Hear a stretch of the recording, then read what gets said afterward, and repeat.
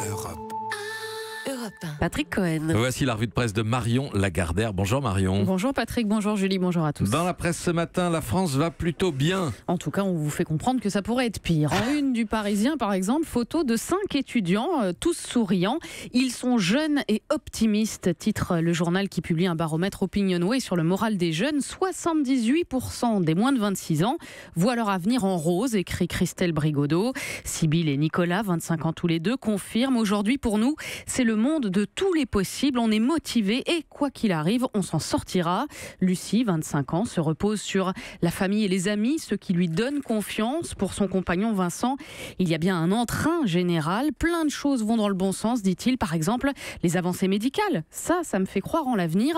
Vincent qui ajoute, nous, on est nés dans une période de crise, alors ça ne peut pas être pire. Le jeune est optimiste donc, mais il est aussi ultra mature, Patrick, d'après le sociologue interrogé par le Parisien, qui parle d'une génération lucide. Le sociologue est pas mal aussi. Puis, autre signe pour nous dire que la France ne va pas si mal, c'est à la une des Échos. Oui, on en parlait à 8h. Grâce à une croissance plus forte que prévu et des recettes en hausse, le déficit des retraites se résorbe. Ça ne va pas forcément durer, mais c'est déjà ça. Et puis, le Figaro vous l'assure, l'exposition au glyphosate n'augmente pas le risque de cancer. C'est une étude sérieuse et dénuée de lien d'intérêt qui le dit, c'est à lire en page 11. Enfin, autre titre en une du site challenge.fr, Paris a été choisi pour accueillir le siège de l'autorité bancaire européenne. Pourquoi c'est bien ?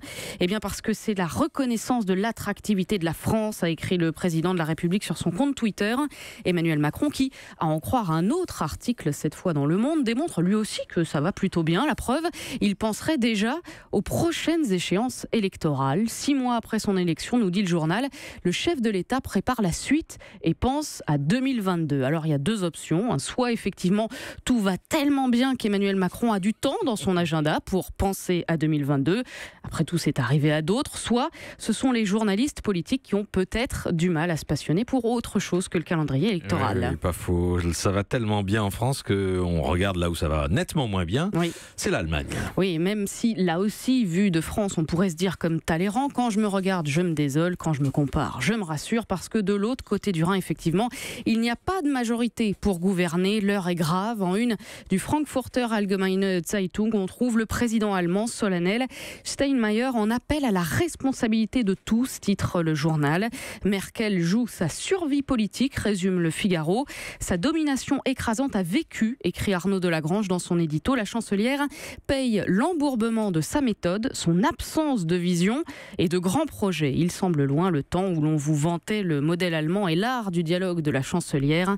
En page 3, l'ancien conseiller d'Helmut Kohl, Joachim Bitterlich, met en garde. Une nouvelle élection jouerait en faveur de l'extrême droite, dit-il. Contraste avec l'analyse de Hans Stark, professeur de civilisation allemande, interrogé dans Libération. Il n'y a pas de rival sérieux qui émerge pour remplacer Merkel, dit-il. Je ne vois pas de putsch anti-Merkel advenir dans les jours qui viennent. Il explique que ce qui se profile, c'est surtout une période de paralysie politique, personne n'étant majoritaire. Bref, tout ça donne de la France une image de stabilité, juge Hubert Coudurier dans le Télégramme. Oui, mais faut-il pour autant s'en réjouir, demande le journal de la Haute-Marne. Au contraire, personne, ni Berlin, ni Paris, ni Bruxelles, n'a rien à y gagner. Le président français, écrit Christophe Bonnefoy, n'a pas encore le muscle assez ferme pour prendre les rênes tout seul. Même conclusion pour le quotidien L'Opinion, qui parle du pari européen de Macron en sursis, mais qui temporise légèrement dans le cœur de son article. Attention de ne pas tirer de conclusions trop prématurées, pas de précipitation. Enfin, pas de précipitation non plus, mais tout de même cette question, comment sera notre fin de vie en 2050 ? Vous l'avez daté en plus, notre fin de vie. Oui, en 2050, on sera vieux, Patrick. Je me garde évidemment de faire les comptes, mais c'est le site Ouzbek Erika qui s'intéresse à notre avenir et qui là aussi nous l'affirme. En fait, ce sera bien une fin de vie de rêve, écrit Camille Brunel. D'abord, nous resterons probablement chez nous. Les startups rivalisent d'ingéniosité pour nous maintenir à domicile à grand renfort de technologie. Si en 2017, il peut nous sembler superflu d'acheter un toaster connecté ou de relier notre téléphone à notre bouilloire, nous finirons sûrement par apprécier, une fois âgés, les frigos qui commandent automatiquement des yaourts quand il n'en reste qu'un. Oui.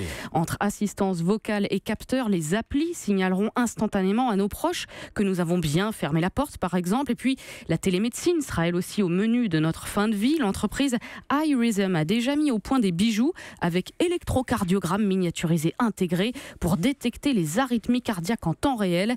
Glycémie, température, tension, les algorithmes veilleront sur nous. Plusieurs startups travaillent aussi sur des exosquelettes ou plus vraisemblablement des vêtements intelligents qui faciliteraient nos mouvements. Enfin, si l'on pousse un petit peu plus loin, en 2065, une fois venu le temps de partir, écrit Camille Brunel, peut-être apprécierons-nous de profiter de la technologie lors du coma qui précède encore trop souvent la mort. Une entreprise américaine est en train de mettre au point un outil constitué de 4 électrodes à poser sur le front. Elles permettent à vos petits-enfants de savoir que vous les entendez bien. Ouzbek Erika, qui ajoute tout de même que tout cela sera inutile s'il n'y a pas de personnel soignant en nombre suffisant et bien formé.